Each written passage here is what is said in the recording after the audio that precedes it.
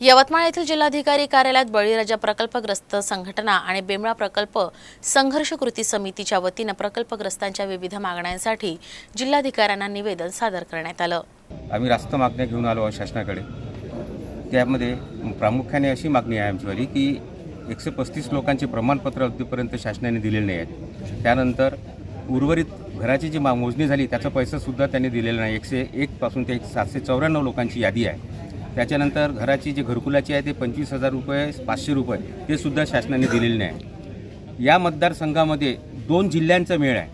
बाबुळगाव मतदारसंघातले आमदार अशोक उईके आणि धामणगाव मतदारसंघातले आमदार आहेत प्रताप अडसड साहेब। त्यांना सुद्धा या लोकांनी अनेकदा विनंती केली आहे, परंतु या दोन्ही आमदारांनी याकडे दुर्लक्ष केलेलं आहे। येत्या काळामध्ये आता सत्ताधारी पक्षाचे दोन्ही आमदार आहेत, त्यांनी तातडीने हा प्रश्न सोडवावा अशी गावकऱ्यांची मागणी आहे। आणि येता कदाचित जर या इलेक्शनच्या आधी जर हे मागणी आमची मान्य नाही झाली तर त्यांना या निवडणुकीपासून वंचित राहावं लागेल असा इशारा मी त्यांना या माध्यमातून देतो आहे। प्रमुख मागण्या काय तुमची? प्रमुख मागण्या आमच्या अशा आहेत की प्रकल्पग्रस्ताचे प्रमाणपत्र यवतमाळ येथूनच देण्यात यावे, ही प्रथम मागणी आहे। त्यानंतर 26,500 घरकुलाची जे फरकाची रक्कम आहे ती ताबडतोब देण्यात यावी।